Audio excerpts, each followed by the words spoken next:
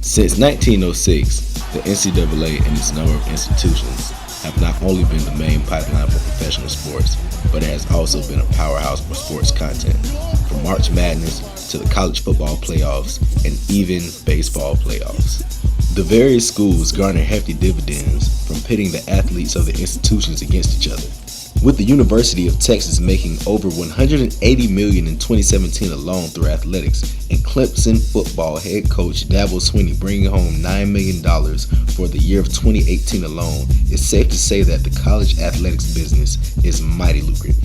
The NCAA has contracts with networks such as ESPN, CBS, ABC, and Fox to broadcast these sporting events, which accumulates to the National College Athletics Association, raking in over $1 billion a year.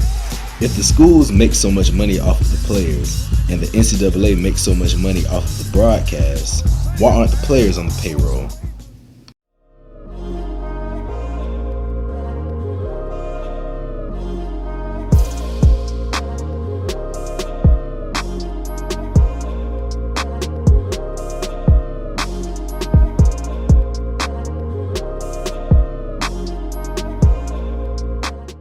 I'll say yes, they should get paid because they are working and they're doing a full-time job while they're in school, trying to get an education at the same time. They're doing a lot of stuff and they should get paid for it. It's like a job. To be on a football team, like a job. To be on the golf team, a job. Tennis team, a job, because it requires extra time. Once that scholarship pays off your tuition for your classes, your meal plan, stuff like that, no matter what, you still need money for other stuff. Like, some players don't have cars, and it would be good that if they get money, they can pay for transportation, buses, stuff like that. They won't have to walk places and things like that. They should at least have at least a $2,000 like stipend, because at the end of the day, they're college students. So they should, if they're not going to get paid off their name, because that's what happened. That's why the NCAA football and NCAA basketball was shut down, the video games, because the players were contesting that they should get money, since they're clearly using their name, their face, everything. So I believe they should get paid. Players not being paid also affects the fans of the sport. All of the NCAA video game series have been canceled due to a class action lawsuit by former UCLA basketball player Ed O'Bannon. He is widely blamed for the cancellation of the wildly popular series. He's been quoted saying, "Don't blame me for the game's cancellation. Blame the NCAA for not paying its players." When they canceled it, it was like, you're hurting my childhood, and I feel like they should bring it back. For video games, there should be some form of revenue that should be adapted to probably to the student body for these athletes to play, that's playing in these video games. One of the most electrifying players of the early 2000s was Reggie Bush. In his 2005 campaign, he rushed for over 1,700 yards and 16 touchdowns, winning him the Heisman and solidifying him as a first-round draft pick. While still enrolled at the University of Southern California, he allegedly received $200,000 from his agent, and the NCAA stripped his Heisman winning status away from him in 2007. He returned his Heisman Trophy in 2012. He received those accolades before the situation happened, so I definitely think that it was a bit extreme to take those accolades from him, even though his situation happened after the fact. It was only right, because he didn't follow the rules. But I mean, at the end of the day, you can't take away what he did on that field those years, that 06, 07 year. You can't take away, what he did on that field and stuff like that. So, I mean, it was wrong for them to put that against him, saying he had to give his trophy up. Like, come on now. He worked hard for the trophy too, and it's like, I totally disagree on them for doing that to him. O.J. Mayo played one season for the USC Trojans in 2007. Mayo earned Pac-10 All-First-Team honors and decided to enter the NBA draft. He also allegedly received $200,000 from his agent. The NCAA went into the record books and vacated all of USC's 21 wins from that 2007 season by declaring Mayo ineligible to play that season. Chase Young is currently projected to be a first-round draft pick due to his skill in pass rushing and high production on the field. Young was recently suspended for 4 games because he received a loan from a family friend to fly his girlfriend out to the Rose Bowl, a game in which he was playing in. He was trying to get a ticket for his girlfriend. What else was he supposed to do if he didn't have the money and you're not paying him? How else was he supposed to get that money?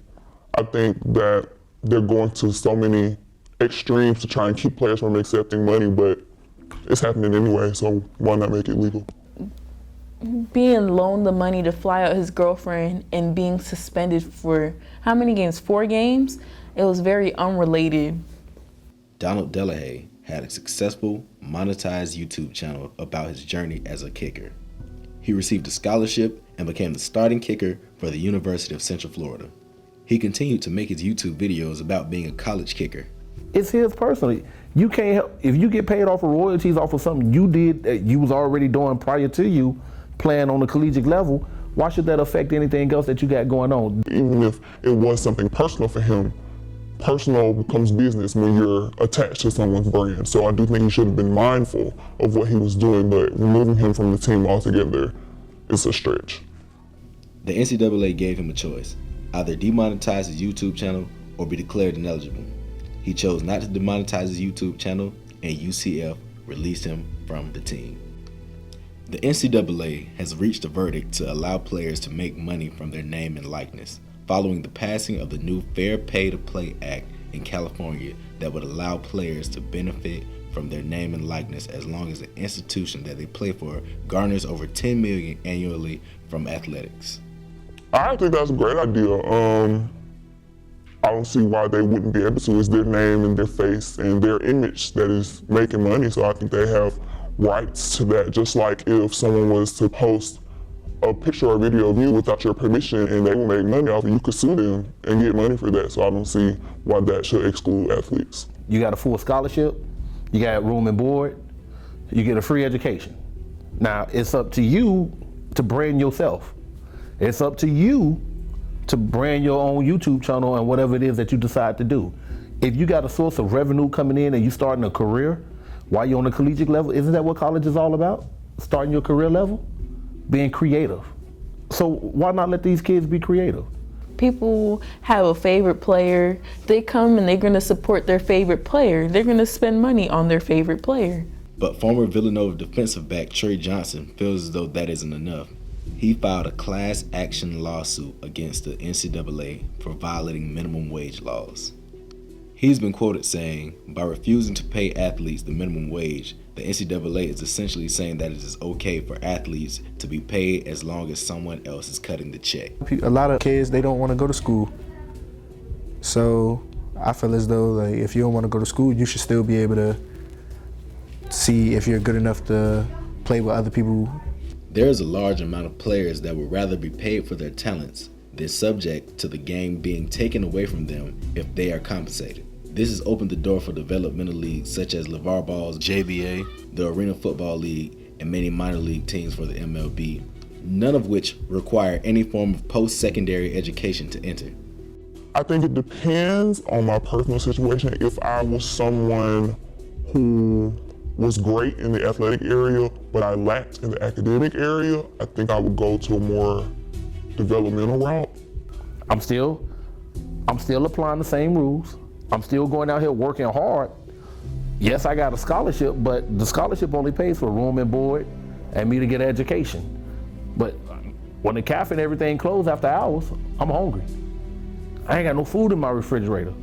I'm starving. How you gonna be an athlete starving with no food?